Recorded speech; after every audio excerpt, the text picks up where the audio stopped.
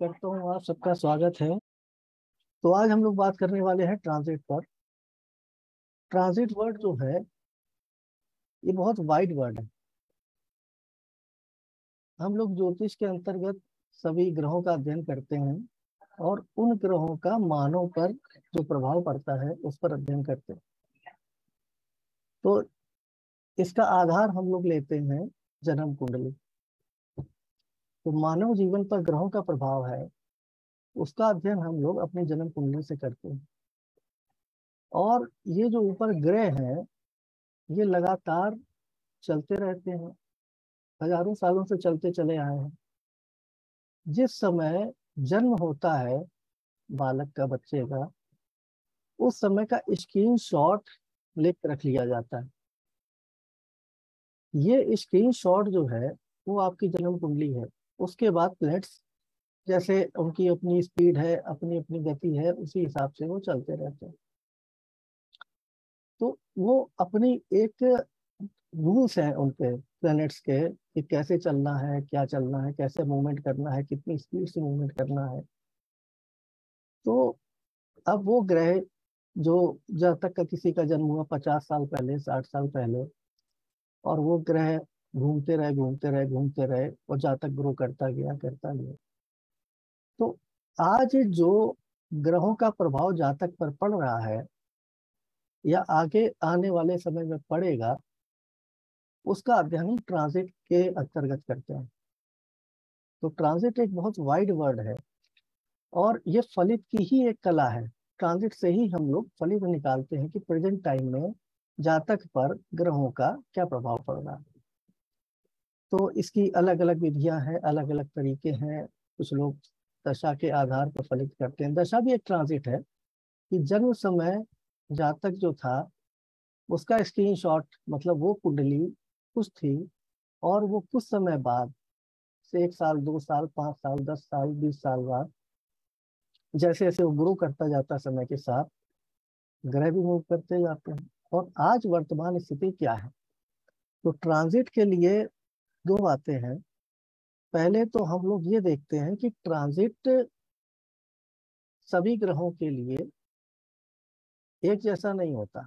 जैसे हम लोग 9 ग्रहों का अध्ययन करते हैं, तो 9 ग्रहों का ट्रांजिट कितने समय के लिए एक राशि में या एक पूरे साइकिल में कितना समय लेता है, सबसे पहले हम लोग अभी बता रहे हैं। सबसे पहले हम लोग जो बात करेंगे सूर्य। सूर्य का पीरियड मतलब ट्रांजिट एक राशि में, जैसा हम लोग जानते हैं 12 राशियां होती हैं। 12 राशियां होती हैं, पहली मेष राशि और आखिरी मीन राशि, ये पढ़ चुके होंगे आप लोग। तो एक राशि लगभग 30 वर्ष की होती है, ये भी आइडिया होगा आप लोगों को। तो एक राशि में सूर्य जो होता है वो लगभग 1 माह रहता है और ये उसका फिक्स साइकिल है। जैसे हम लोग कहते हैं ना मकर संक्रांति, तो मकर संक्रांति क्या है? मकर संक्रांति का अर्थ है कि मकर राशि में सूर्य का प्रवेश ही मकर संक्रांति कहलाता है। तो मकर राशि में सूर्य 1 साल रहेगा, मकर के बाद कुंभ राशि, उसमें सॉरी 1 माह रहेगा, फिर कुंभ में 1 माह रहेगा, फिर मीन में 1 माह रहेगा, फिर मेष में 1 माह रहेगा। इस प्रकार 12 राशियों में 12 माह सूर्य घूम कर उसी पॉइंट में 1 साल बाद मकर में पुनः आने को तैयार हो जाता है। तो ये हुआ सूर्य का ट्रांजिट। इसी प्रकार जो चंद्रमा है, चंद्रमा का ट्रांजिट देखा जाए तो 2.25 दिन में एक राशि पार करता है। ये सबसे छोटा ट्रांजिट होता है। और चंद्रमा के बाद मंगल। मंगल लगभग एक राशि में 1.5 माह तक रहता है। और जो उसकी साइकिल होती है, जो एक पॉइंट से चल के एक जो सर्किल पूरा करता है 360 अंश का, वो लगभग 1.5 साल में पूरा कर लेता है। बुध बुध चूंकि इंटरनल प्लेनेट है, आंतरिक ग्रह है, सूर्य के पास रहता है, तो लगभग 20-22 दिन में ये एक राशि पार कर लेता है। चूंकि शुक्र और बुध दोनों इंटरनल प्लेनेट है, तो ये बहुत समय तक इनका ट्रांजिट एक राशि में नहीं रहता। हाँ, रेट्रो जब हो जाता, वक्री हो जाता है, तो ये भले ही थोड़ा ज्यादा समय ले लेते हैं। अब गुरु की बात करें तो गुरु लगभग 11 महीने एक राशि में रहते हैं और पूरी साइकिल पार करने में 360 अंश पार करने में लगभग इनको 12 साल लग जाते हैं। हाँ, इसी बीच गुरु जब सूर्य के सापेक्ष अंशात्मक दूरी पर होते हैं तो वक्री भी हो जाते हैं। तो इनका वक्रत्व लगभग 5 महीने होता है। तो भले वक्री रहे या मार्गी रहे, 1 साल में ये अपनी स्पीड एक राशि की पूरी कर लेते हैं। अब शुक्र की बात करें तो शुक्र का ट्रांजिट एक राशि में लगभग 28 दिन का होता है। 28 दिन में शुक्र एक राशि पार कर जाते हैं और एवरेज ये एक साल में एक जिस पॉइंट से चले थे उसी पॉइंट तक आने में, मतलब 360 अंश आने में लगभग इनको 1 साल लग जाता है। क्योंकि इंटरनल प्लेनेट है, बीच में वक्री भी होते हैं। अब बात करते हैं शनि की। तो जो शनि है ये सबसे अधिक समय लेते हैं। शनि को कहते हैं शनै शनै चरा, धीरे धीरे चलने वाले। तो धीरे धीरे चलते हैं, उनकी स्पीड बहुत धीरे होती है। तो एक राशि में ये 2.5 साल लगा देते हैं। तो इनको एक पूरी साइकिल चलने में, मतलब 360 अंश से दूर चलने में ये लगभग 30 साल होता है। इनकी साइकिल 30 साल की होती है। आप लोगों ने 7.5 सुनी होगी। तो 7.5 का अर्थ क्या होता है? 7.5 साल। क्योंकि एक राशि में शनि रहते हैं 2.5 साल, तो 3 राशियां पार करने में तो 7.5 साल होता है। तो जहाँ तक कि जो राशि होती है जन्म राशि, जन्म राशि का क्या अर्थ है कि जिस राशि में चंद्रमा स्थित हो, तो वो जातक की जन्म राशि होती है। उस राशि पर आने पर शनि, और उस राशि से एक राशि पहले और एक राशि बाद, कुल कितनी? 3 राशियां हुई। तो इन 3 राशियों में शनि 7.5 साल गोचर करने में लगा देता है। तो इसको बोलते हैं शनि की 7.5। ये फलित का विषय है कि 7.5 पॉजिटिव होगी कि नेगेटिव होगी। इसका अध्ययन करते हैं। इसमें अलग अलग मत हैं लोगों के। फलित में कुछ कहते हैं 7.5 पहला पहला ढैया, दूसरा ढैया, तीसरा ढैया, इस तरीके से करके 7.5 साल। तो फलित में भी इसको आप जब ये क्लासेस जब स्टार्ट होगी तो इसमें अध्ययन करेंगे आप 7.5 किस राशि वालों को क्या फल देने जा रही है। और शनि साल में एक बार वक्री भी होगा जब सूर्य से अंशात्मक दूरी पर होता है। तो ये वक्रत्व का समय जो होता है गुरु शनि का लगभग बराबर होता है। लगभग 5 माह ये वक्री होते हैं। और वक्री होने के बाद जैसे ही सूर्य के पास आते हैं मार्गी होकर, तो उनकी स्पीड बढ़ जाती है। ठीक है, चलिए। तो शनि का जो पीरियड है एक राशि में लगभग 2.5 साल। तो 7.5 का कॉन्सेप्ट चल रहा था। 7.5 मतलब 7.5 साल। अगर अंशात्मक दूरी पर देखें तो चंद्रमा आपका जितने अंश का होगा उससे 45 डिग्री प्लस और 45 डिग्री माइनस, ये आपका जो रेंज होगा 7.5 की होगी। जैसे आजकल रेट्रो होके सैटर्न मकर में आ गए, तो ये बोलेंगे कि जैसे धनु राशि के लिए 7.5 चल रही है, तो आपको गोचर के लिए देखना है कि आज शनि कहाँ है और अपनी राशि याद रखनी है। या जिसका देखना है कि 7.5 चल रही है नहीं चल रही है, तो उस राशि से आप एक राशि आगे और एक राशि पीछे, ये 7.5 का पीरियड निकाल लेते हैं। अच्छा, एक चीज और है, ये दिमाग में आता है कि 7.5 जो है या कोई भी ग्रह है, ये सबके लिए एक जैसे हैं, तो हमारे लिए कैसे अलग है? हमें कैसे अलग फल मिलेंगे? किसी के लिए पॉजिटिव फल मिलते हैं, किसी को निगेटिव फल मिलते हैं। ऐसा क्यों होता है? क्योंकि जो हमारी जन्म कुंडली है वो हमारे जन्म समय ग्रहों का स्क्रीनशॉट है। उस समय की ग्रह स्थिति की हम लोग फोटो खींच के रख लेते हैं, और उस स्क्रीनशॉट के रिस्पेक्ट में आज प्लैनेट्स कहाँ पर मूव कर रहे हैं, इसी को ट्रांजिट बोलते हैं।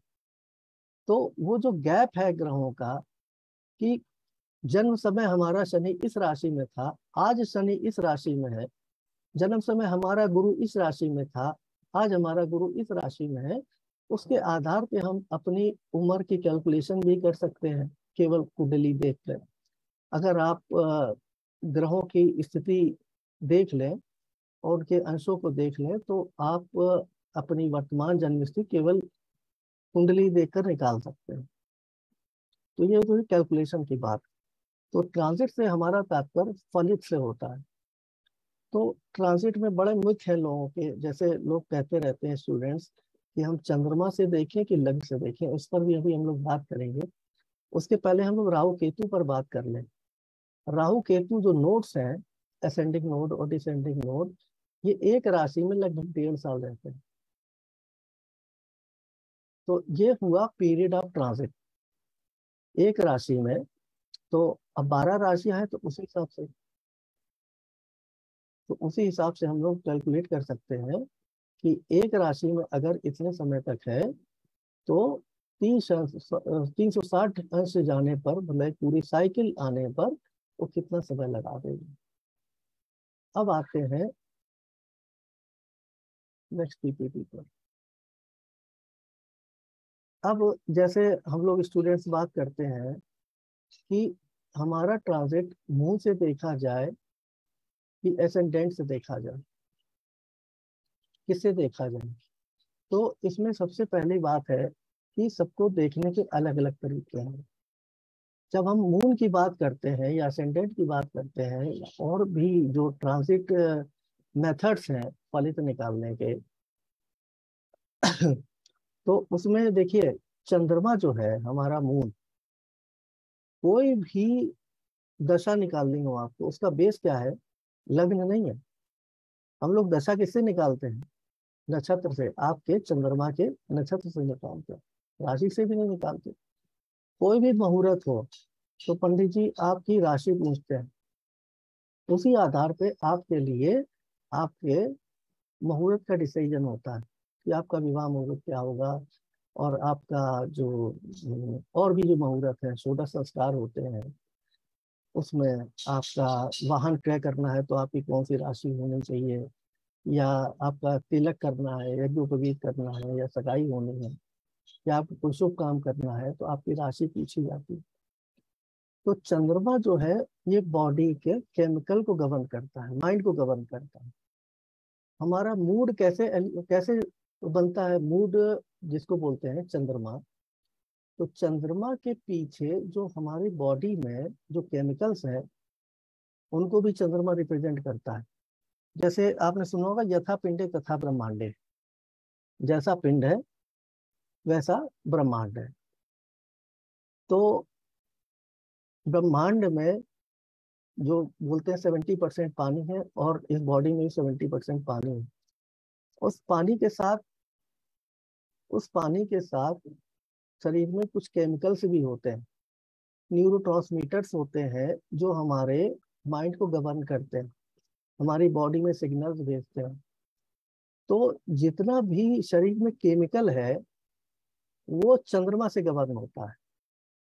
तो इसीलिए मुहूर्त में चंद्रमा को महत्व दिया जाता है कि आपका जब माइंड सेट ठीक हो, आपकी बॉडी के केमिकल सही हो। आप लोगों ने कुछ लोगों में देखा होगा, जैसे त्रिबल शुद्धि निकालते हैं विवाह में। त्रिबल शुद्धि में कौन से 3 बल होते हैं? गुरु बल, सूर्य बल और चंद्र बल। तो ये तीनों का बल निकाल लेते हैं। बल निकालने से क्या मतलब है?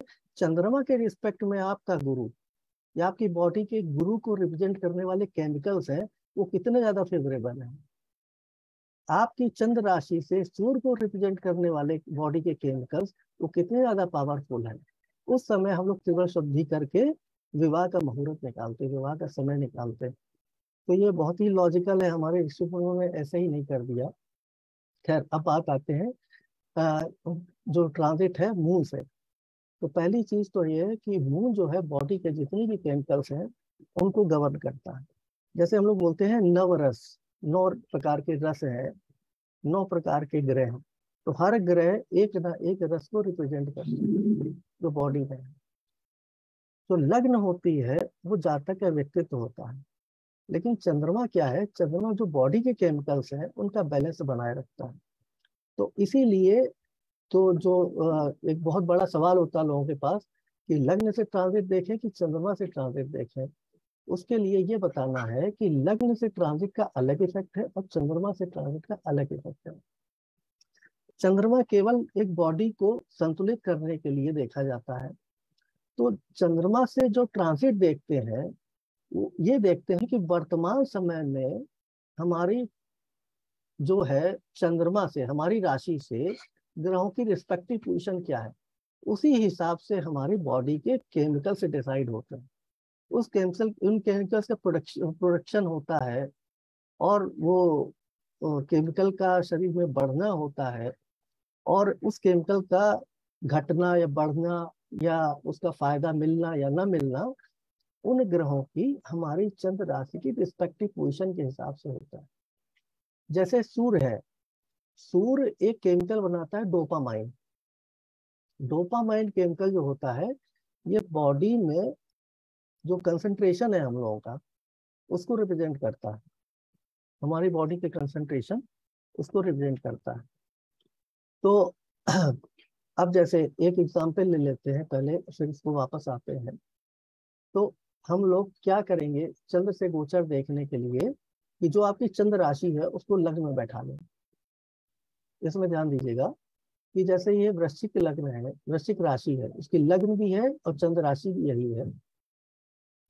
अगर चंद्र राशि और लग्न राशि एक ना हो तो जिस राशि में चंद्रमा है उसको यहाँ बैठा लिया, उसकी लग्न बना दीजिए। पुरानी कुंडलियों में चंद्र लग्न बने हुई होती थी, उसके पीछे कारण यह था कि आप आसानी से समझ जाएं कि आपकी चंद्र राशि क्या है।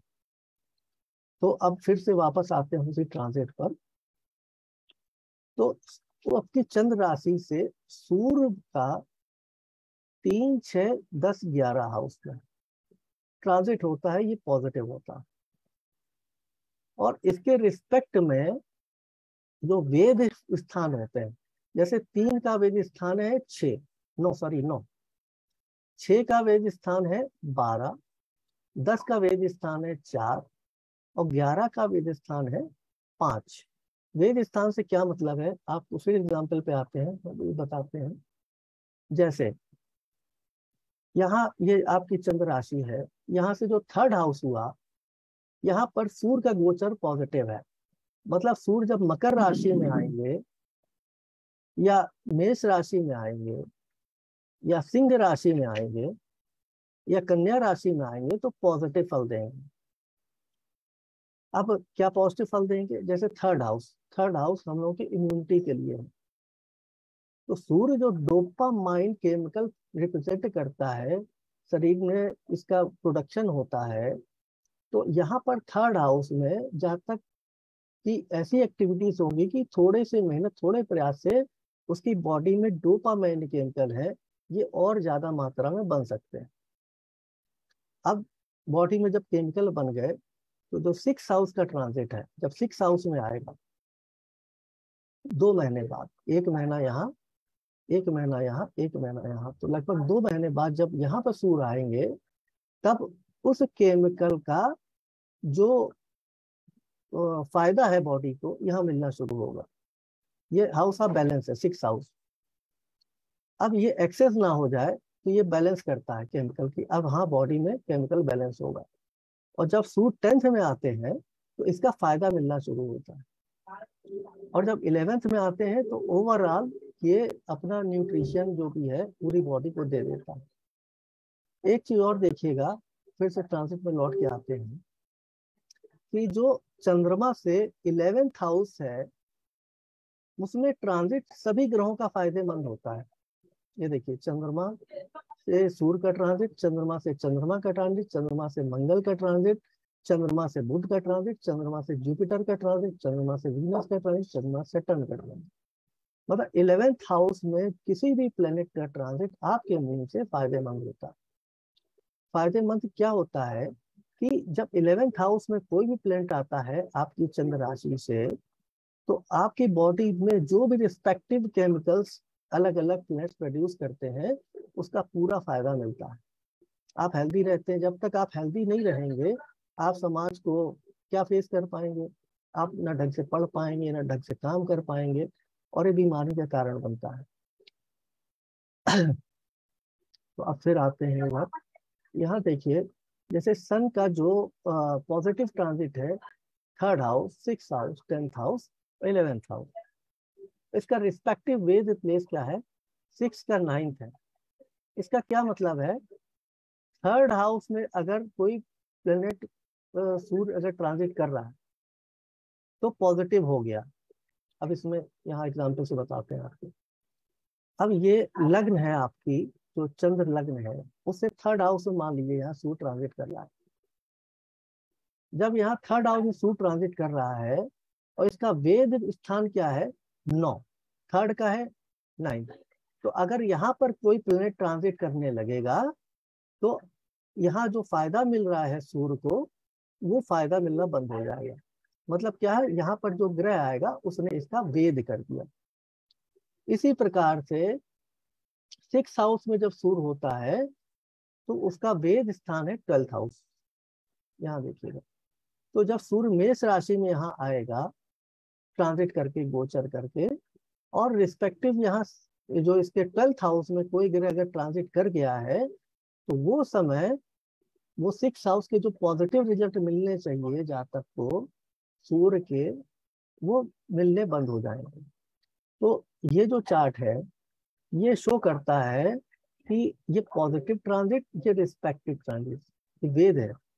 अगर इन स्थान पे अगर ये रिस्पेक्टिव है, जैसे थर्ड का 9th है, 6 का 12th है, 10th का 4th है, 11th का 5th है, तो इन स्थानों पर अगर ये सूर्य ट्रांजिट कर रहे हैं तो पॉजिटिव है। लेकिन इसके वेद स्थान में कोई भी ग्रह अगर ट्रांजिट कर गया तो उसके पॉजिटिव इफेक्ट जातक को नहीं मिल पाएंगे। जो बीमारी के कारण बनेंगे, उस केमिकल की रिस्पेक्टिव आपकी बॉडी में कमी हो जाएगी। तो अब ये देखते हैं कि कौन से प्लेनेट है, कौन से केमिकल प्रोड्यूस करते हैं। तो जैसे सूर्य है, सूर्य जो बॉडी में है डोपामाइन नाम का केमिकल प्रोड्यूस करता है, जो हमको मोटिवेशन देता है और एप्टीट्यूड और कंसंट्रेशन, जिससे हम लोग एकाग्रचित्त हो पाते हैं। तो ऐसा केमिकल प्रोड्यूस करता है जिसको बोलते हैं डोपामाइन। अगर इस केमिकल की बॉडी में कमी होती है तो हमारा चिड़चिड़ापन शुरू हो जाता है, हमारा कंसंट्रेशन नहीं बनता, और हम अपना वो क्या कहना चाहिए कि इम्यूनिटी वीक होने लगते हैं। तो डोपामाइन केमिकल के बैलेंस के लिए सूर्य का इन हाउस में ट्रांजिट पॉजिटिव होता है और बॉडी में ये पॉजिटिव डोपामाइन बनता है। मतलब बॉडी में डोपामाइन लिक्विड का जो केमिकल का जो कंपोजिशन है वो पॉजिटिव रिजल्ट देता है। और चंद्रमा, चंद्रमा जो है, चंद्रमा का ट्रांजिट 1, 3, 6, 7, 10, 11। एक मतलब वही थर्ड आप समझ गए, 6 भी समझ गए, 7 भी समझ गए, 10th हाउस में 11th हाउस तो सबके लिए कॉमन है। यहाँ पर जो चंद्रमा प्रोड्यूस करता है, जो बॉडी में जितने भी केमिकल्स हैं उनका सिक्रेशन और डेवलपमेंट। और चंद्रमा अपने आप में प्रोलैक्सिन केमिकल ये प्रोड्यूस करता है। प्रोलैक्सिन केमिकल क्या करता है कि बॉडी में आपके जितने भी केमिकल्स हैं उनका बैलेंस बना के चलता है।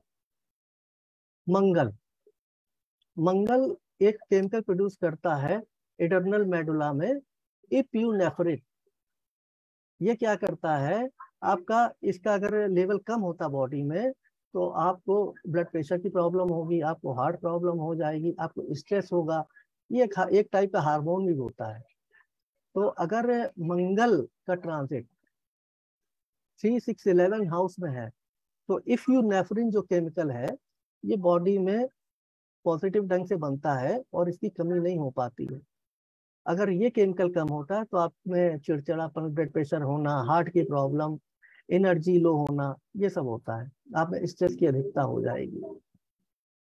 अब जैसे बुध है, बुध का ट्रांजिट है 2, 4, 6, 8, 10, 11, इन हाउस में पॉजिटिव होता है।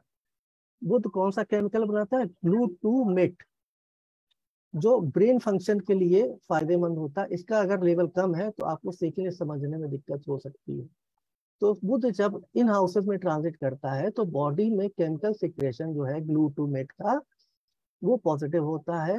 और जातक में कहते हैं नहीं बुध कमजोर है, जैसे कुंडली में कहते हैं बुध हमारा खराब है, आपने सुना होगा ना, कुंडली में आपका बुध अस्त है, वक्री है, लोग कहेंगे कमजोर है, षड बल में कमजोर है।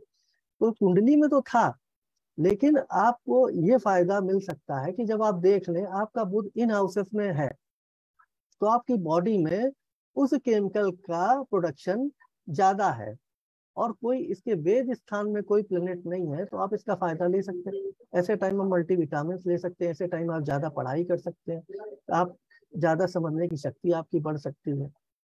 तो इन सब चीजों को, यही उपाय का है लॉजिक कि, और पुराने समय जो वैद्य लोग होते थे वो ट्रांजिट से देख लेते थे, इस समय बुध जो है इनकी राशि से खराब जा रहा है। जब खराब जा रहा है तो उसको संबंधित, मान लीजिए बुध खराब है या मंगल खराब, उससे संबंधित जड़ी बूटी दे दीजिए, तो उसको कुछ ना कुछ उस ग्रह का फायदा मिलने लगेगा।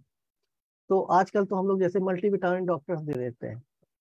और गुरु को देख लीजिए, गुरु का ट्रांजिट सेकंड हाउस में, फिफ्थ हाउस में, सेवेंथ हाउस में, नाइन्थ हाउस और 11th हाउस, इन हाउसेस में पॉजिटिव होता है।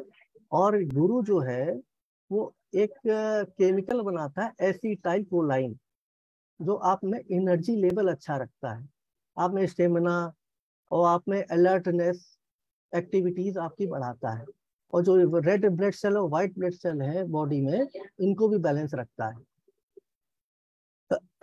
इन हाउसेस में जुपिटर बॉडी में अपने से संबंधित केमिकल्स को अच्छे ढंग से प्रोडक्शन करता है। अगर वेद स्थान में कोई ग्रह नहीं है तब ये ढंग से ये प्रोडक्शन होता है, अगर वेद स्थान कोई ग्रह है तो इनके पॉजिटिव प्रोडक्शन में बाधा आती है। तो ये एक मॉनिटरिंग की भी बात है कि मान लीजिए आपका सूर्य भी अच्छी स्थिति में है, चंद्रमा भी अच्छी स्थिति में है, और बाकी प्लैनेट्स भी अच्छी स्थिति में ट्रांजिट कर रहे हैं, तो कहीं ऐसा तो नहीं वेद स्थान में कुछ निगेटिव जा रहा हो। अगर वेद स्थान निगेटिव जा रहा है, संबंधित केमिकल नहीं बनेगा, तो और ये कंटिन्यूएशन में अगर 2-4 साल ऐसी स्थिति होती है कि पॉजिटिव ट्रांजिट का फायदा नहीं मिल पाता है वेद के कारण, तो हमारे अंदर रोग डेवलप होने लगता है।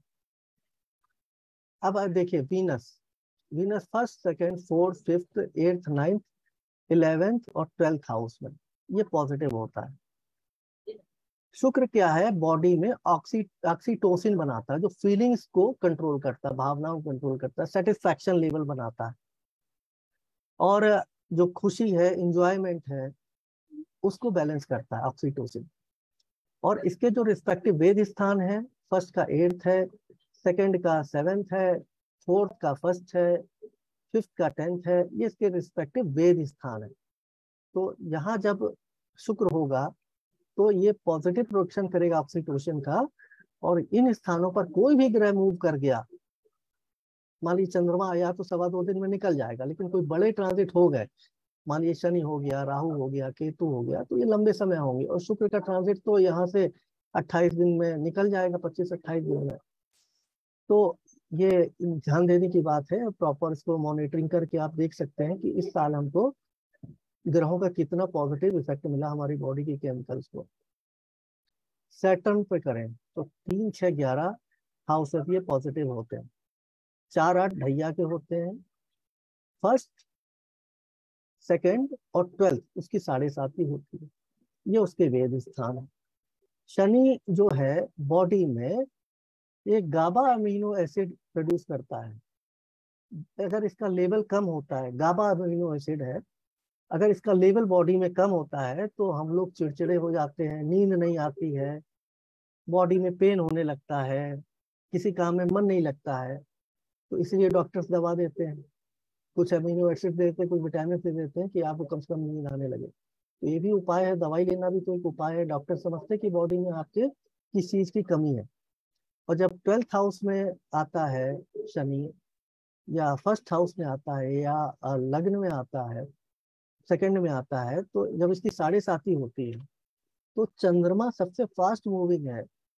जो काम चंद्रमा 2.25 दिन में करता है, शनि वही काम 2.5 साल में करता है। मतलब एक राशि में जो चंद्रमा 2.25 दिन में निकल जाता है, शनि उसी राशि को पार करने में 2.5 साल लगा देता है।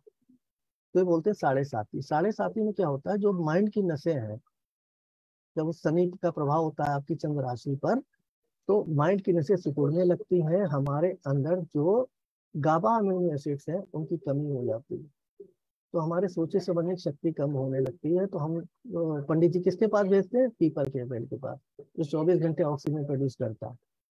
तो पंडित जी कभी आपको जल चढ़ाने को बोलते हैं, कभी दिया जलाने को बोलते हैं। जैसी आपकी चंद्र राशि का तत्व होगा, जल तत्व है तो जल चढ़वाएंगे, अग्नि तत्व है तो दिया जलवाएंगे। उसी आधार पे आपको 7.5 के उपाय बता देते हैं। तो ये हुआ आपका चंद्रमा से जो मूवमेंट है। तो ये समझ में आया होगा कि कैसे चंद्रमा से मूवमेंट हमारी बॉडी को के केमिकल्स को कंट्रोल रखता है। हमारी बॉडी में केमिकल बैलेंस बना रहता है। इसलिए हमारे बड़े बुजुर्गों ने चंद्रमा से ट्रांजिट का मुहूर्त का विधान लिया था। कोई मुहूर्त हो, कोई काम हो, तो आप चंद्रमा देखिए, कुंडली मिलान भी चंद्रमा से होता है। उस चंद्रमा नक्षत्र लेंगे, चंद्रमा राशि लेंगे, महादशा किससे डिसाइड होती है? चंद्रमा नक्षत्र से ही डिसाइड होती है। तो चंद्रमा नक्षत्र के पीछे लॉजिक है कि आपकी बॉडी के अंदर जो केमिकल है उस पर किस नक्षत्र का प्रभाव है। चंद्र राशि का क्या मतलब है? आपकी बॉडी में जो भी केमिकल्स है उसमें किस राशि का प्रभाव है। तो इसीलिए आपको अच्छे मुहूर्त के लिए, जब ग्रहों का गोचर पॉजिटिव होगा, आपकी बॉडी में केमिकल्स सही ढंग से होंगे, तब आपके लिए कोई मुहूर्त निकाला जाएगा। जब आप बीमार होंगे, बॉडी मतलब मून से जो ट्रांजिट होगा वो निगेटिव साइड में होगा, तो आप बीमार होंगे। जब बीमार होंगे तो आपका किसी काम में मन नहीं लगेगा, ना ही उस समय कोई मुहूर्त निकाला जा सकता। तो बहुत लॉजिकल हमारे ऋषि मुनियों ने बनाया था कि चंद्रमा के ट्रांजिट से मुहूर्त डिसाइड करना। तो अब आपको ये उम्मीद करता हूँ समझ आ गया होगा कि चंद्रमा से और लग्न से क्या क्या डिफरेंस है। अब लग्न से देखते हैं। ये तो चंद्रमा का ट्रांजिट कंप्लीट हुआ। बाद में क्वेश्चन आपको कुछ पूछना हो तो लास्ट में पूछ लीजिएगा। अब आते हैं लग्न से मूवमेंट। अब ये लग्न से मूवमेंट है, आपकी लग्न राशि है, सब जानते हैं आपकी लग्न क्या है। जिस समय जन्म आपका हुआ है उस समय पूर्व दिशा में जो राशि उदय हो रही है वो आपकी लग्न होती है। पूर्व दिशा को इतना ज्यादा महत्व दिया गया है। अब यहाँ पर सूर्य का जो है आपकी लग्न से 3, 4, 6, 10, 11, 12th हाउस में ट्रांजिट फायदेमंद होता है, पॉजिटिव होता है। मून का 3, 6, 10, 11 ये उपचय भाव होते हैं। उपचय भाव कौन से होते हैं? 3, 6, 10, 11 मतलब बढ़ाने वाले। मार्स मंगल 1, 3, 6, 10, 11। मरकरी 1, 2, 4, 6, 8, 10, 11। इसमें वेद स्थान नहीं है, इसमें केवल आपका मूवमेंट है तो पॉजिटिव है। तो अभी ये कुंडली पे एग्जाम्पल लेके देख लेंगे कि किस कुंडली पर हमारा, किस लग्न पर हमारा जो ट्रांजिट है वो पॉजिटिव है, किस पे निगेटिव है। जुपिटर 1, 2, 3, 4, 5, 6, 9, 10, 11। जुपिटर का ट्रांजिट इन हाउसेस में पॉजिटिव होता है। शुक्र का ट्रांजिट 1, 2, 3, 4, 5, 8, 9, 11 इन हाउसेस में ट्रांजिट होता है। सैटर्न का 1, 3, 4, 6, 10, 11 इन हाउसेस में ट्रांजिट पॉजिटिव होता है। देखिए इन ट्रांजिट में देख लीजिए, अधिकता 3, 3, 3, 3, 6, 10, 11, 3, 6, 10, 11 अधिकतर है। मरकरी में भी 6 है, 10th है, 11th है, थर्ड नहीं है। तो 3, 6, 10th, 11th हाउसेज जो है ये हमेशा पॉजिटिव है, जनरल हाउसेज है। अब ये ट्रांजिट आप अकेले नहीं लगाएंगे, आप इसको दशा से कनेक्ट करेंगे। दशा भी एक ट्रांजिट है। मान लीजिए, इसको अभी आगे एग्जांपल लेंगे। तो जिस समय आपका जन्म हुआ, मान लीजिए कि पुनर्वसु नक्षत्र में जन्म हुआ, तो इसका स्वामी हो गया गुरु। तो जन्म समय आपकी गुरु की महादशा हुई। कैलकुलेशन से पता चल जाएगा आपकी गुरु की महादशा कितनी निकली, कितनी बाकी है। उसके बाद शनि की दशा आएगी, उसके बाद बुध की दशा आएगी। तो समय के साथ ये दशा बदलती गई।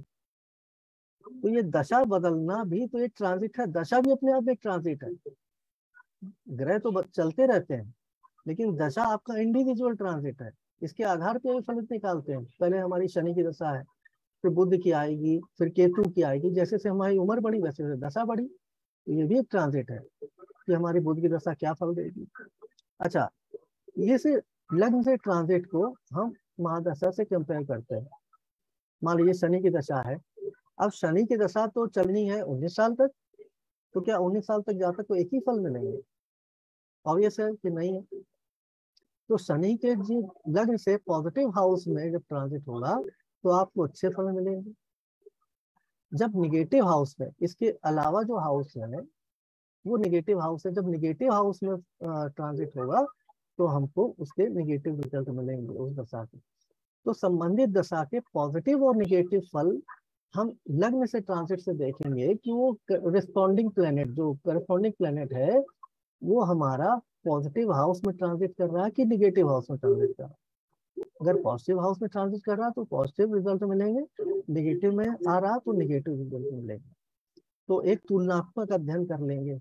अच्छा, एक चीज और भी, एक क्वेश्चन इसमें उठेगा कि मान लीजिए ये तो असेंडेंट से है, तो 12 असेंडेंट में मान लीजिए किसी की वृश्चिक लग्न है, तो वृश्चिक लग्न के लिए सभी प्लैनेट के ट्रांजिट एक जैसे होंगे तो क्या सबका फल एक ही जैसा मिलेगा? ऑब्वियसली नहीं मिलेगा। तो आपकी दशा जो होगी वो प्लैनेट ज्यादा इंपॉर्टेंट हो जाएगा। मान लीजिए वृश्चिक लग्न के 10 लोग हैं, लेकिन मान लीजिए उसमें 3 की शनि की दशा है, तो शनि के जिनकी शनि की दशा है तो उनको एक जैसे फल मिलेगा। एक की मान लीजिए बुध की दशा है तो बुध के ट्रांजिट के फल मिलेंगे। तो अब पहले दशा, फिर अंतरदशा, फिर प्रत्यंतर। तो ये जैसे जैसे आप उसका वाइफिकेशन अलग चलते जाएंगे, पहले महादशा का फल मिलेगा, उसके अंडर में अंतरदशा का फल मिलेगा, फिर प्रत्यंतर का फल मिलेगा। तो कैसे कैसे फल मिलेंगे? अगर आपका महादशा नाथ, अंतरदशा नाथ और महादशा, अंतरदशा और प्रत्यंतर दशा, तीन अगर पॉजिटिव है, और प्राण दशा और सूक्ष्म दशा, ये पांचों पॉजिटिव है, तो समझ लीजिए आपको उस दशा पीरियड का अच्छा फल मिल रहा है। और जैसे से वो निगेटिव होते जाएंगे, रिस्पेक्टिव हाउसेस से वो मूव करते जाएंगे, उसके फल में बदलाव आता जाएगा। तो एक एग्जाम्पल इसमें लेके देखते हैं।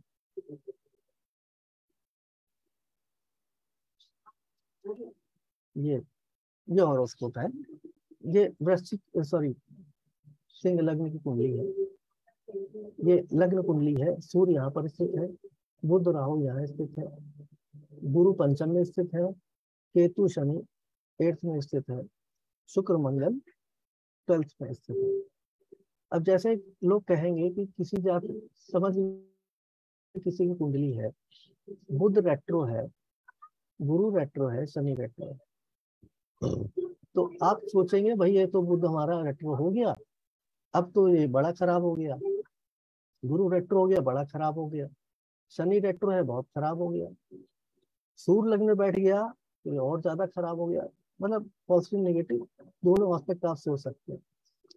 लेकिन वो ग्रह रुके तो है नहीं, आपके जन्म के बाद ये ग्रह चलते रहे, और इस लग्न कुंडली के रिस्पेक्ट में आपको रिजल्ट मिलते रहे।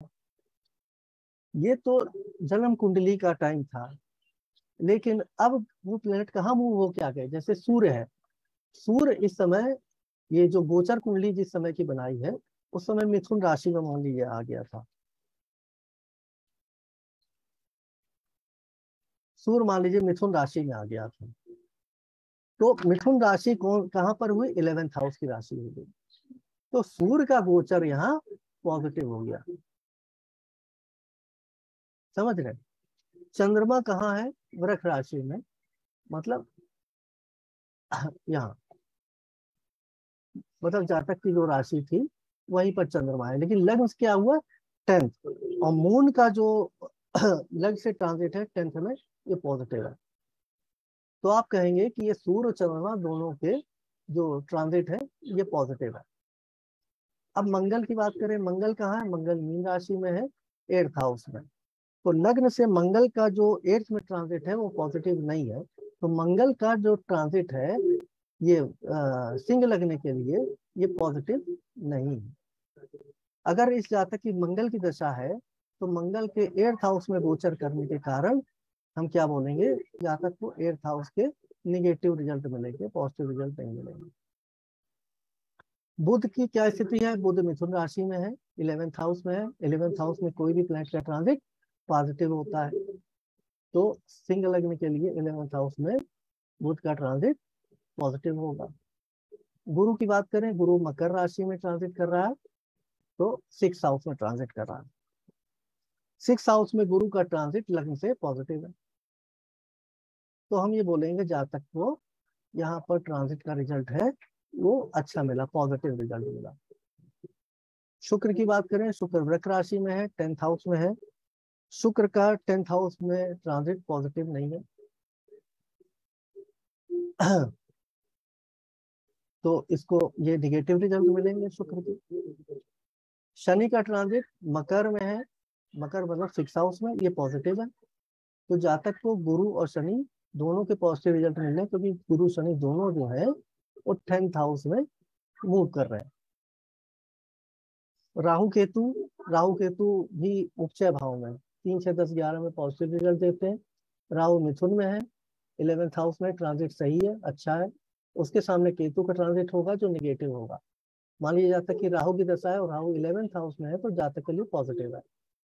तो लग्न में ये देखिए, तो ट्रांजिट पूरे सिंह लग्न वालों के लिए एक जैसा है, लेकिन जिसकी हिसाब से दशा होगी, सब सिंह वालों की एक ही दशा थोड़ी ना होगी, दशा डिफरेंट होगी, अलग अलग दशा होगी, दशा अंतर होगी, अलग होगी। एक दशा हो तो अंतर अलग हो सकता है, प्रत्यंतर अलग हो सकता है, प्राण अंतर, सूक्ष्म अंतर अलग हो सकता है। तो रिस्पेक्टिव देख लीजिए, आपके 5 जो दशा का जो पार्ट्स हैं, महादशा, अंतरदशा, प्रत्यंतर दशा, सूक्ष्म और प्राण, अगर पांचों पॉजिटिव हैं तो समझ लीजिए कि बहुत अच्छा रिजल्ट मिलने वाला है उस दशा का आपको। प्राण जल्दी खत्म होता है, तो नेक्स्ट ट्रांजिट अगर अच्छा होगा उसका तो और भी अच्छा फल मिलेगा। तो इस तरीके से आप लग्न से ट्रांजिट देख सकते हैं, आपके लिए पॉजिटिव है कि निगेटिव है। ये एग्जाम्पल हॉरोस्कोप था। अब आगे चलते हैं। दशा के अकॉर्डिंग एक कन्या लग्न के जातक हैं, और ये गोचर कुंडली जब है उस समय ये देखना है। अच्छा, एक चीज और है कि जो बड़े प्लेनेट हैं, बड़े प्लेनेट मतलब जिनके ट्रांजिट देर से चेंज होते हैं, जैसे राहु केतु शनि गुरु। शनि का ट्रांजिट एक राशि में 2.5 साल रहता है, गुरु का 1 साल, राहु का 1.5 साल, दोनों का बराबर। तो जो बड़े ट्रांजिट है ये भी अपने अपने पॉजिटिव हाउस में ट्रांजिट करके पॉजिटिव रिजल्ट देते हैं। तो ये जातक है, ये और ये ट्रांजिट उसकी मैरिज का है, शादी का है। और जातक की शनि की दशा थी, शनि की ट्रांजिट 6th हाउस में थी, गुरु की ट्रांजिट 3rd हाउस में थी। 6th हाउस वैसे शादी के लिए निगेटिव हाउस है, लेकिन दशा के कारण, दशा शनि की दशा और जो सैटर्न का जो 6th हाउस में ट्रांजिट है वो पॉजिटिव है। तो इस जातक की जो शादी हुई इसी पीरियड में शादी हुई, लेकिन ये दशा 2.5 साल की थी। इस 2.5 साल में शादी क्यों नहीं हुई, इसी टाइम में शादी क्यों हुई, इसके लिए देखेंगे जुपिटर। जुपिटर वृश्चिक में ट्रांजिट कर रहा था। और एक ये देखिएगा, अब इसके ट्राइन में एक चीज और देखिए, जैसे वृश्चिक के ट्राइन में कौन सी राशि है, कर्क राशि। कर्क में कौन बैठे थे, शुक्र, कर्क में शुक्र बैठे थे। तो शुक्र किसके नक्षत्र में है, आश्लेषा बुध के नक्षत्र में। जैसे ही गुरु ने इसके ट्राइन में ट्रांजिट किया, मतलब ज्येष्ठा नक्षत्र में 26 डिग्री में जब गुरु आए तो जातक की शादी करा दी। यहाँ देखिए शुक्र क्या था, 27 डिग्री। मेल जातक है, मेल जातक है, शादी के लिए उसके फीमेल मिलने के लिए शुक्र। तो जैसे ही गुरु यहाँ ट्रांजिट हुआ, पहली चीज तो बड़ा जो ट्रांजिट है सैटर्न का वो 6th हाउस में आया, और जुपिटर का ट्रांजिट यहाँ आया।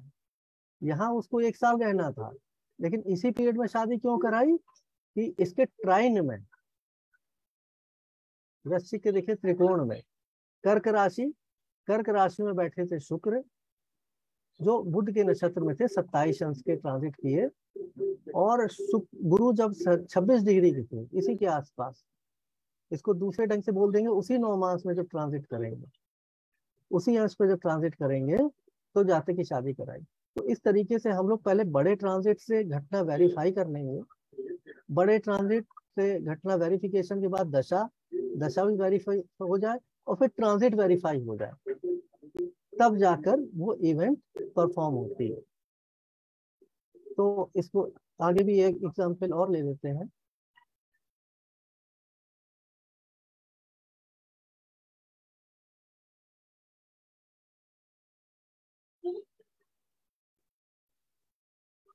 ये देखिए, एक ये दूसरा जातक है।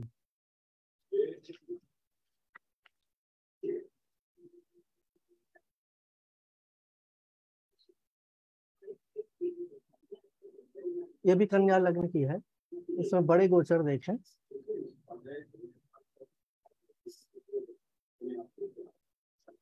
शनि मकर राशि में और गुरु भी मकर राशि में, दोनों 5th हाउस में थे, मकर राशि में। और ये दोनों क्या थे? सूर्य के नक्षत्र में, उत्तराषाढ़ा सूर्य के नक्षत्र में, शनि गुरु दोनों सूर्य के नक्षत्र में आए। ठीक है, तो थे तो 5th हाउस में ट्रांजिट कर रहे थे। किसके नक्षत्र में? सूर्य के नक्षत्र में। अब सूर्य की इस कुंडली में क्या स्थिति थी? ये जो उत्तराषाढ़ा नक्षत्र में गुरु का गोचर आया, सूर्य के नक्षत्र में गुरु का गोचर आया, तो ये तो सभी के लिए एक साथ आया। तो इस जातक के लिए सूर्य क्या है, या जिन जातकों के लिए सूर्य का नक्षत्र ये आया है, तो उनके लिए क्या रिजल्ट दिया? इसमें ये देखेंगे कि सूर्य यहाँ पर किस हाउस को वेरीफाई कर रहा है, सिग्निफाई कर रहा है। 5th हाउस में आया सूर्य के नक्षत्र में, और सूर्य कहाँ स्थित है? 7th हाउस में। तो कहीं ना कहीं 7th हाउस के रिजल्ट को सिग्निफाई कर रहा है। तो इस पीरियड में ही जातक की शादी हुई। आप ये देख रहे हैं, गुरु जो है सूर्य के नक्षत्र में, शनि है सूर्य के नक्षत्र में, दोनों यहाँ पर 5th हाउस में ट्रांजिट कर रहे थे। 5th हाउस में ट्रांजिट पॉजिटिव नहीं मानते, लेकिन किसका? सूर्य के नक्षत्र में गोचर कर रहे थे दोनों। और जातक के लिए सूर्य क्या है? 7th हाउस में बैठ के, भले 12th लॉर्ड जरूर है, इस 7th में बैठा है, लेकिन कहीं ना कहीं से सिग्निफिकेटर कहाँ बन रहा? 7th हाउस का। तो 7th हाउस के रिजल्ट को देने को बाध्य है। और जो गुरु है क्या? गुरु सप्तमेश भी है। सप्तमेश जब सूर्य के नक्षत्र में आया और सूर्य की स्थिति 7th हाउस में थी, तो समझिए लॉकडाउन में भी शादी हो गई इसकी।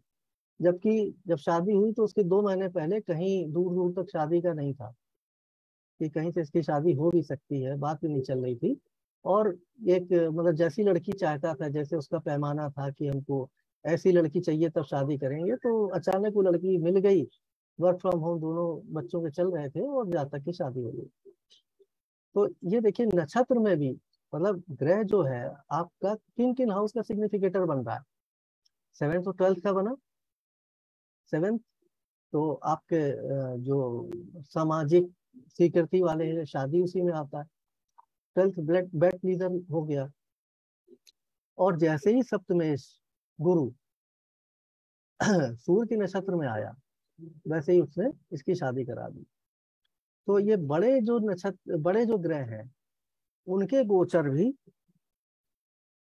ये काफी ज्यादा वाइटल रोल प्ले करते हैं।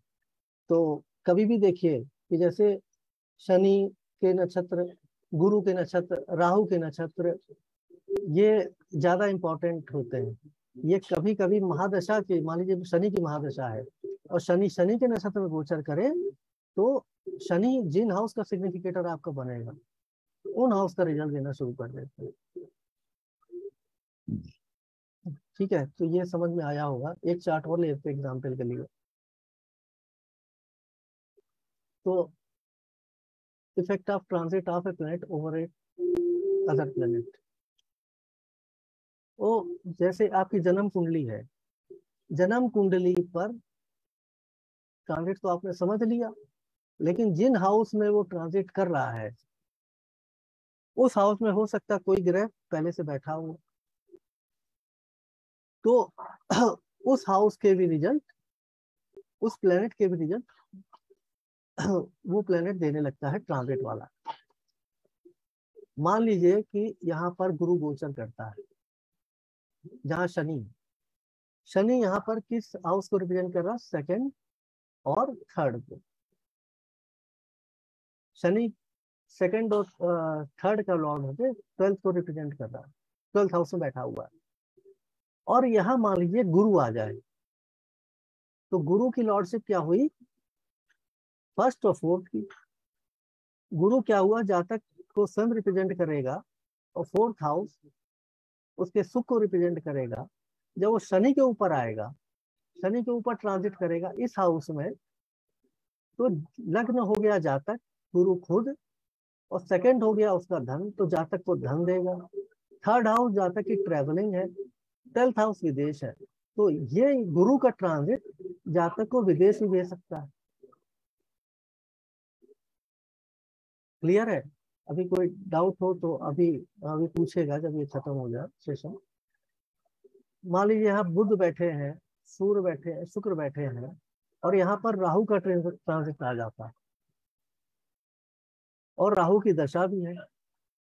तो राहु जब बुध के ऊपर से जाएगा, राहु जब शुक्र के ऊपर से जाएगा, राहु जब सूर्य के ऊपर से जाएगा, ये इसके अंशों में डिफरेंस है, ये 13 अंश का है, ये 19 अंश का, ये 29 अंश का। सबसे पहले बुध के ऊपर आएगा, सूर्य के ऊपर आएगा, रेट्रो चलते हैं ना राहु, तो पहले सूर्य के ऊपर आएगा। तो सूर्य यहाँ पर किसकी लॉर्डशिप में है? 9th house.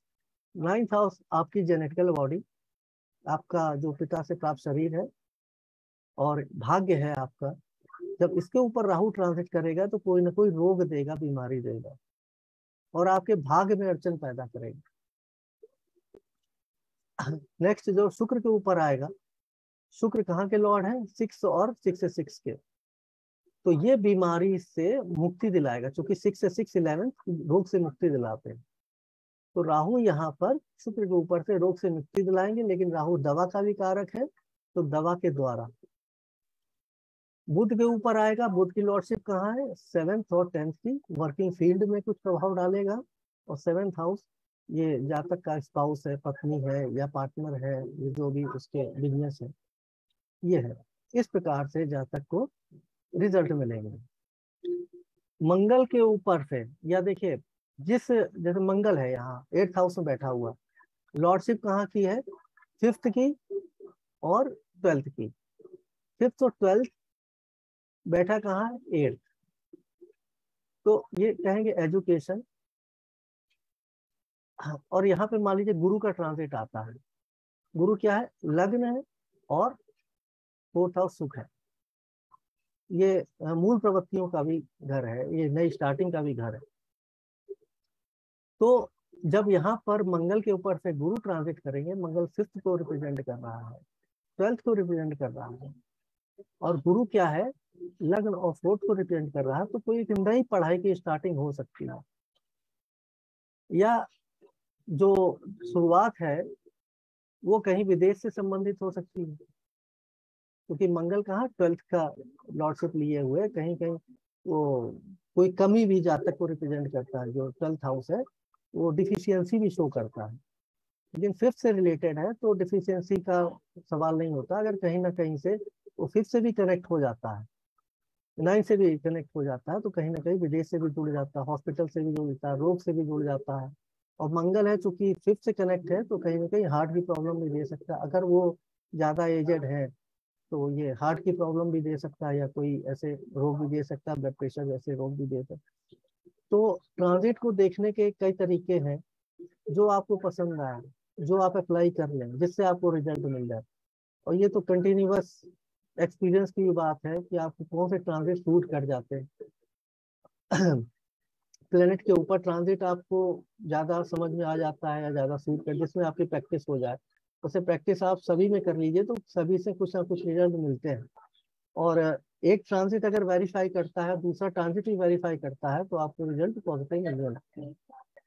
तो प्लेनेट के ऊपर ट्रांजिट, अब जैसे शनि कर्म का कारक है और गुरु ज्ञान का कारक है, तो अपने नैसर्गिक कारक है उनका भी रिजल्ट देता है।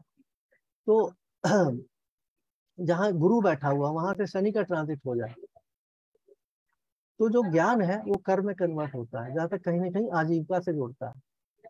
चंद्रमा मन है, यहाँ से गुरु का ट्रांजिट हो जाए तो मन को खुशी देता है। सप्तमेश है, सप्तमेश बुध है, यहाँ से गुरु का ट्रांजिट हो जाए तो ये कहीं ना कहीं से सेवेंथ हाउस के पॉजिटिव रिजल्ट देने लगता है। तो लग्न से ट्रांजिट देखें या चंद्रमा से ट्रांजिट देखें या नक्षत्र का ट्रांजिट देखें या प्लेनेट के ऊपर प्लेनेट का ट्रांजिट देखें, आपको रिजल्ट सभी विधाओं से मिलेंगे और जिसमें आप प्रैक्टिस कर लें। तो ये ऑल ओवर आपका ट्रांजिट अब खत्म होता है। अब आप जो इस विषय से संबंधित पूछना चाहें आप लोग पूछ सकते हैं, आपके क्वेश्चंस होंगे कुछ तो अपना क्वेश्चंस आप पूछ लीजिए। और कल मनोज चौहान जी की क्लास है आपकी, जो कुछ चार्ट्स लेके आपको बताएंगे कि एग्जाम्पल जो अभी तक आपने 5 लेसन में पढ़ा हुआ उसको अप्लाई कैसे करना है, कैसे चार्ट देखने हैं, किसको महत्व ज्यादा देना है, किसको कम देना है, राशियों के क्या गुण होते हैं। जैसे ट्रांजिट है, ट्रांजिट तो सभी के लिए एक जैसा होता है। चंद्रमा जिस राशि में है, चंद्रमा थर्ड में, तो सभी के लिए वृश्चिक राशि या किसी राशि से थर्ड अगर हुआ सभी राशि एक जैसी है। लेकिन वो करेस्पॉन्डिंग किस राशि में ट्रांजिट कर रहा उसका रिजल्ट बदल जाएगा। राशियों के अपने अलग गुण हैं, राशियों गुण ना होते तो सभी हाउस एक जैसे होते। मेष राशि के अलग गुण है, वृक के अलग है, मिथुन के अलग है, कर के अलग है, इनके तत्व अलग है। इसी आधार पे जब ट्रांजिट करते हैं गोचर, जैसे एक चीज और देखिए, जैसे ये जल तत्व का शनि हो गया, मंगल जल तत्व का हो गया, यहाँ पर कोई अग्नि तत्व में बैठा प्लेनेट से गुरु है, गुरु अग्नि तत्व में है। ये नेटल चार्ट में क्या है, अग्नि तत्व वाले गुण रखे हुए। जब आपके जल तत्व वाले प्लेनेट के ऊपर आएगा तो इसके रिजल्ट सप्रेस करेगा। तो तत्वों के आधार पे भी ट्रांजिट देख सकते हैं आप कि अग्नि तत्व का स्वामी जल तत्व में ट्रांजिट करे, जल तत्व का अग्नि तत्व में करे, या अग्नि वायु में करे, वायु जल में करे, तो इनके रिजल्ट बदल जाते हैं। ये धीरे धीरे प्रैक्टिस से आपको आने लगता है और इसी तरीके से आप सीखते चले जाते हैं। तो ये ट्रांजिट ऑल ओवर हो गया।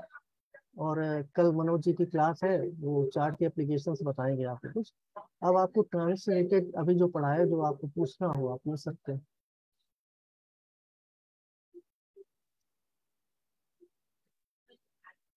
पूजा जी देख लीजिए क्वेश्चन सॉल्व हो गए।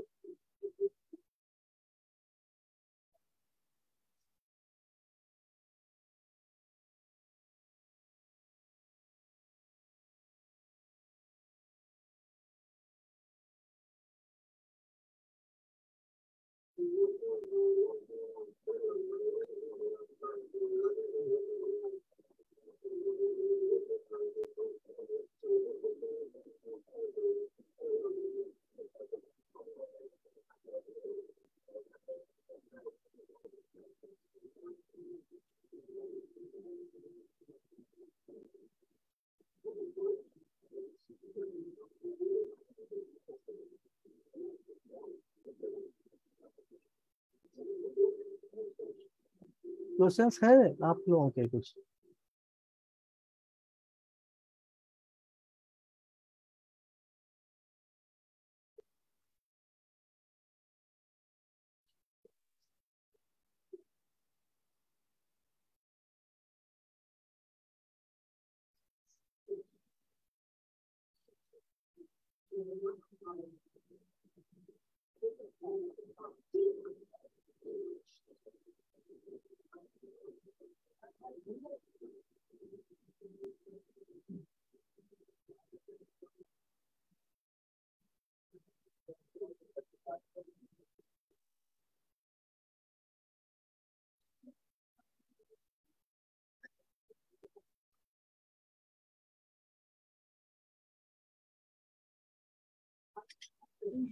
आप सभी खुद को अनम्यूट करके क्वेश्चन पूछ सकते हैं। अगर गोचर में जो ग्रह है अगर उसकी डिग्री कम है तो उसका असर पे फर्क पड़ता है? देखिए डिग्री का कोई इफेक्ट नहीं होगा। मान लीजिए उसकी डिग्री कम है या ज्यादा है, लेकिन वो किसी ना किसी नक्षत्र में होगा, किसी ना किसी राशि में होगा, तो उसका इफेक्ट होगा। डिग्री कम होने का कोई इफेक्ट नहीं होगा। डिग्री कम होने से ऐसा नहीं कि कम डिग्री का है प्लेनेट तो कम इफेक्ट करेगा या ज्यादा इफेक्ट करेगा, ऐसा कुछ नहीं है। वो कम डिग्री का प्लैनेट भी ज्यादा इफेक्ट कर सकता है और ज्यादा डिग्री का प्लैनेट भी कम इफेक्ट कर सकता है। वो डिपेंड करेगा किस नक्षत्र में है, उसकी रिस्पेक्टिव पोजीशन क्या है आपके नेटल चार्ट से। ठीक है, तो उसकी शत्रुता और मित्रता उसका भी असर बिल्कुल पड़ता है उसमें? बिल्कुल बिल्कुल, मित्र शत्रुता का तो आएगा। लेकिन हाँ। एक चीज ये समझिए कि प्लेनेट क्या है कि मित्र शत्रु राशियां उनकी जरूर है। तो जो हम लोग पंचधा मैत्री बनाते हैं वो डिसाइड करता है कि कौन मित्र है, कौन शत्रु है, कौन हमारे लिए सम है। तो पंचधा मैत्री के अकॉर्डिंग जरूर देख लीजिए, नैसर्गिक मित्रता शत्रुता पे मत जाइए। हो सकता है वही ग्रह आपको निगेटिव हो, फिर बाद में वही ग्रह आपके पॉजिटिव हो जाए। ओके, जी। ठीक है, धन्यवाद।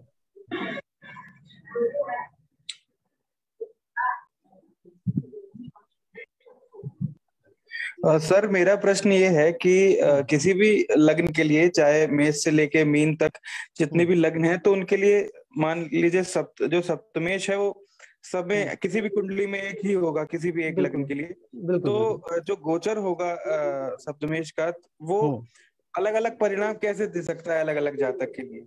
देखिए, यानी कि वो ट्रांजिट, ये हाँ ये क्वेश्चन आपका जिनून है, इस पे हम लोग डिस्कस कर भी चुके हैं कि देखिए ट्रांजिट तो हर लग्न के लिए एक है, जी लेकिन आपकी लग्न कुंडली से रिस्पेक्टिव ट्रांजिट वो अलग है ना।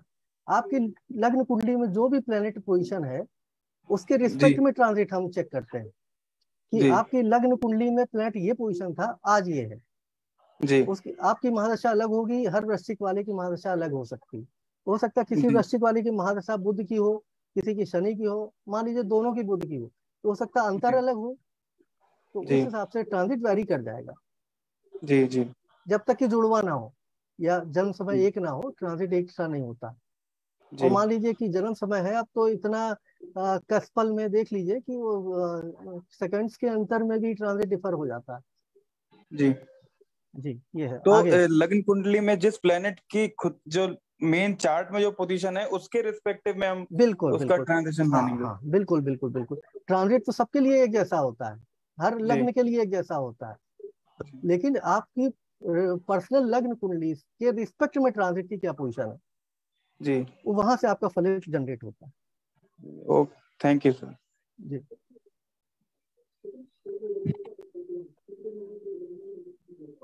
और आगे। सर एक प्रश्न है। हाँ हाँ। वृश्चिक लग्न की पत्रिका में हम्म 11th हाउस में सूर्य था, मतलब जन्म समय में, ठीक है। और अभी ट्रांजिट कर रहा है, तो वहीं मतलब 6th हाउस में कन्या हाँ हाँ राशि में बुध के साथ हाँ। में है अस्तगत। हम्म हम्म तो क्या इफेक्ट देगा सर? देखिए, 11th हाउस में सूर्य का ट्रांजिट या किसी भी प्लेनेट का ट्रांजिट लग्न से पॉजिटिव होता है। ठीक है। ठीक। तो अब वो पॉजिटिव रिजल्ट देगा लग्न से, अगर वो दशा में एक्टिव है, अगर महादशा उसकी है, वो देखिए लग्न आपका वही बैठा हुआ है, वहीं से ट्रांजिट करे, तो ठीक। केवल सूर्य के केस में हम लोग वो वर्ष कुंडली बनाते हैं। हम्म जिस समय जितने अंश का आपका सूर्य होगा, ठीक हम्म, उसी राशि अंश कला विकला पे जब सूर्य आएगा तो हम लोग वर्ष कुंडली बनाते हैं। तो पूरे हम्म, एक साल का प्रिडिक्शन लेते हैं उससे। जी लेकिन बाकी ग्रहों का कि मान लीजिए बुध आपके इतने अंश पे है, फिर दोबारा बुध उसी अंश पे आ गया, उसका हम्म, कोई इफेक्ट मतलब का नहीं है। वो नहीं। केवल तब एक्टिव है कि आपकी दशा क्या है, ये डिपेंड करता है, फिर अंतर क्या है, फिर प्रत्यंतर क्या है, प्राण हम्म और सूक्ष्म, ये पांचों जो पॉइंट है अगर पॉजिटिव है तो आपको पॉजिटिव रिजल्ट मिल रहा है। लोग कहते हैं ना हमारा गुरु इतने अंश का है, और दोबारा गुरु यहाँ घूम के आया हुआ है, तो हम्म, क्या रिजल्ट देगा। तो लोग उसको रिजल्ट वहां ढूंढने लगते हैं कि इस तारीख को हमारा गुरु इतने अंश का था, ठीक इतने तारीख को गुरु हमारे इतने अंश का, और हमारा क्या होगा। तो वो सोचना बेकार है, वो रिजल्ट नहीं देता। रिजल्ट आपका वो देगा कि दशा आपकी क्या है, ट्रांजिट, ट्रांजिट किस ग्रह का ट्रांजिट है, अंतर प्रत्यंतर, तो उसका हम्म, पूरा जो कोरिलेशन है। हो सकता है गुरु उसी अंश पे ट्रांजिट हो, लेकिन आपकी दशा अंतर दशा प्रत्यंतर अंतर में कहीं पे एक्टिव ना हो, तो उसका रिजल्ट फिर मिलना बेकार हो जाता है। अच्छा। जी। Thank you sir. ओके।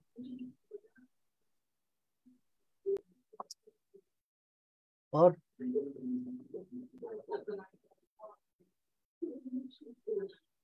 गुरुजी जैसे आपने बताया 11वां घर जो है वो लगन से उसके ऊपर मतलब ऑस्पिशियस इफेक्ट आता है। बिल्कुल पॉजिटिव। तो अब उसमें जैसे हमारे 9 ग्रह होते हैं, 5 ग्रह वहीं बैठ जाएं तो क्या होगा? देखिए कुंडली में कि ट्रांजिट में? नहीं, कुंडली में, जन्म कुंडली में बैठे हैं 5 ग्रह। हाँ हाँ, देखिए जन्म कुंडली में बैठना चीज अलग है हाँ जी। और ट्रांजिट चीज अलग है। हाँ हाँ जन्म कुंडली में बैठ के वो आपको पर्सनालिटी आपकी डेवलप कर देंगे, हाँ या उस समय आपकी जन्म समय देखिए लग्न क्या है, आपकी लग्न चार्ट क्या है, आपके जन्म समय ग्रह की स्थिति। हाँ जी। हाँ जी। तो सन 62 में करीब ऐसी स्थिति बनी थी, सभी ग्रह 7-8 ग्रह एक हाउस में होके बैठ गए थे। अच्छा। हाँ हाँ तो वो किसी के 11th में पढ़े होंगे, किसी के 12th में पढ़े होंगे। हाँ हाँ तो हाँ जिस समय आपका जन्म हुआ उस समय की हमने जो पिक्चर ली, आप मतलब जन्म कुंडली बनाई, हाँ जी। उससे आपका जो व्यक्तित्व है वो डिसाइड हो गया। आपके सोचने समझने का तरीका, आपका बात करने का तरीका, आपका मस्तिष्क, आपका कंसंट्रेशन, और जो उस समय जो भी केमिकल्स आपके जो प्लेनेट पॉजिटिव थे या नेगेटिव थे, उसी हिसाब से आपका केमिकल कंपोजिशन डेवलप हो गया। लेकिन वो ग्रह वहां तो रुके नहीं, बढ़ते गए। हाँ हाँ हाँ आगे बढ़ते बढ़ते उसके जो आपके 11th हाउस के रिस्पेक्ट में, आपके जन्म कुंडली के रिस्पेक्ट में आज क्या पोजीशन है, हम्म। उससे फल जनरेट होगा। ओ, तो हाँ, और फिर दशा भी एक अपने आप में बड़ा ट्रांजिट है। तो दशा क्या हम्म बोलती है? हो सकता हम्म है गुरु आपका आज यहाँ पर जिस राशि में है 12 साल बाद फिर आएगा उसी राशि में, लेकिन तब हम्म आपकी वो दशा नहीं रहेगी। हम्म मान लीजिए आपकी दशा होती है तो अंतर नहीं होगा। हम्म। तो रिजल्ट यहाँ से वेरी कर जाते हैं। आपकी महादशा पे काफी कुछ चीजें डिपेंड करती है ट्रांजिट पर। सही। अष्टक वर्ग है, हाँ हाँ अष्टक वर्ग है। अष्टक हाँ वर्ग हर लग्न का एक होता है। हम्म। अष्टक वर्ग को आप चंद्रमा से मिला के देखें हाँ जी। तो आपको अपनी बॉडी में जो भी आपका पॉजिटिव निगेटिव चीजें हैं, हाँ हाँ तो वो आपको पता चल जाएगा। कैसे आप मतलब कितने आप तैयार हैं फिजिकली, आप समाज को रिप्रेजेंट सामना करने के लिए, हम्म। मुसीबतों का सामना करने के लिए आपकी बॉडी कितनी तैयार है, रोग के लिए आपकी, आप कितने तैयार हैं, आप अपने चुनौतियों को सामना करने के लिए, आप कंपटीशन का सामना करने के कितना तैयार। तो जो चंद्रमा से जो ट्रांजिट है, हमें अष्टक वर्ग से लगा के देखिए, हाँ जी। तो स्ट्रेंथ पता चल जाएगी आपको, अच्छा। आपकी। हाँ तो जो आपने बताया बहुत अच्छी बात बताई है। इस तरह के और भी कोई कॉम्बिनेशन होते हैं? जैसे अष्टक वर्ग से आपने बताया कि सोसाइटल आपका व्यू कैसा रहेगा, तो हाँ हाँ। के साथ भी कोई कोई वर्ग होता है? फिर से बोलिएगा, सुन नहीं पाया, लास्ट में आवाज जैसे नहीं आई। आपने बताया कि अष्टक वर्ग के लिए चंद्रमा हम्म जो होता है उसका मतलब हम्म आपस में कंट्रास्ट किया जाए ना, हम्म। तो उसी तरीके से जैसे और भी कोई कॉम्बिनेशन होते हैं, कोई और वर्ग होता हो जिसका किसी और प्लेनेट से संबंध होता है, सन का किसी और से होता हो ना वो? ना ना ना, देखिए चंद्रमा से आपको देखना है। चंद्रमा देखिए इंटरनल चीज है, आपका आपकी बॉडी के जो केमिकल्स है उनको रिप्रेजेंट करता है। तो हाँ जी। चंद्रमा से ट्रांजिट आपका केवल बॉडी की अंदरूनी स्थिति बताएगा, ओके। जबकि लग्न आपका आउटर वर्ल्ड बताएगा। आपको जो मौके मिलने हैं, हाँ जी। हाँ जी। जो चीजें सामने आनी है वो बताएगा। ओके। चंद्रमा आपका इंटरनल बॉडी है और लग्न हाँ। आपका एक्सटर्नल बॉडी है। इसीलिए व्यक्तित्व को हम कैसे देखते हैं, व्यक्तित्व हमारा समाज के लिए। ओके। चंद्रमा मन है आपका, मन आपके अपने लिए है, हाँ जी। हाँ जी। और आपका व्यक्तित्व समाज के लिए। समाज में कैसा इंटरेक्ट करते हैं आप, तो ओके। आपको सामने जो मौके मिल रहे हैं, जो परिस्थितियां मिल रही वो लग्न से मिल रहे हैं। हाँ जी। हाँ जी। और चंद्रमा अगर आपका मजबूत है तो आप जो भी मौके मिल रहे हैं उसमें आपका परफॉर्मेंस देखा जाएगा। कि आप ओके। 10 बार कंपटीशन पढ़ रहे हैं तो 10 बार में 10 बार में कंपटीशन आपका निकल रहा, कि दस हाँ बार हाँ कंपटीशन करके एक बार भी आप कंपटीशन फाइट नहीं कर पा रहे। हाँ हाँ हाँ। तो ये इनर वर्ल्ड आउटर वर्ल्ड दो चीजें अलग अलग है, वो लग्न और चंद्रमा। चंद्रमा अच्छा। आपका इंटरनल वर्ल्ड है, ओके। लग्न आपका आउटर वर्ल्ड है। अच्छा अच्छा। जी। और तो जो दशा है, हाँ हाँ दशा ये बताती है कि आपका इंटरनल वर्ल्ड से बाहर का वर्ल्ड का कनेक्शन कब हो रहा, कैसे हो रहा, आपको क्या फल मिल रहा है। क्योंकि हाँ हाँ फील आप ही करते हैं, हाँ हाँ अच्छा या बुरा। आप धन पाते हैं तो कुछ अलग केमिकल बनते हैं बॉडी में, हाँ जी। शादी होती है तो कुछ अलग केमिकल बनते हैं, बच्चों से स्नेह होता है तो अलग केमिकल बनते हैं। हाँ हाँ हाँ। आदमी के अफेयर्स होते हैं तो अलग केमिकल बनते हैं। आदमी जो रोग में होता है, शोक में होता है, दुख में होता है, तो बॉडी में अलग केमिकल बनते हैं। जरूर तो जरूर। वो कैसी परिस्थितियां मिल रही, वो परिस्थितियां हमको सुख दे रही कि दुख दे रही हैं, हाँ जी। हाँ जी। वो दशा और लग्न कॉम्बिनेशन बताएगा। अच्छा अच्छा। क्लियर हुआ ये बात? हाँ थोड़ा कुछ क्लियर हुआ, बाकी हाँ अभी आगे और पढ़ना पड़ेगा। हाँ, मैं इसमें इसीलिए देखिए, हाँ बताएं, इसमें जो पूछिए। है विद्या के ऊपर भी आप रोशनी डाल सकते हैं कि विद्या के बारे में भी कोई ऐसी बातें हैं। देखिए विद्या फिफ्थ हाउस है और हाँ जी। फोर्थ हाउस आपकी लर्निंग है। हाँ जी। आपका फोर्थ हाउस जो है बेसिक लर्निंग है, आपकी जो अच्छा। मूल प्रवृत्तियां है फोर्थ हाउस बताएगा। हाँ। और जो फिफ्थ हाउस आपका जो सीखने का तरीका है वो बताएगा। अच्छा तो फोर्थ और फिफ्थ कॉम्बिनेशन जो है वो आपकी लर्निंग को शो करता है। अच्छा। जी ओके फाइन। धन्यवाद धन्यवाद। ठीक, ओके।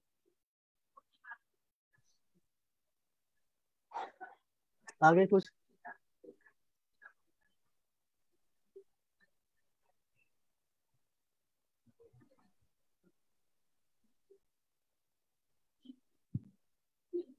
शील जी, मुझे लगता है अभी आज के लिए सभी के क्वेश्चंस हो गए हैं, काफी जी क्वेश्चंस जी हो गए हैं। जी जी जी।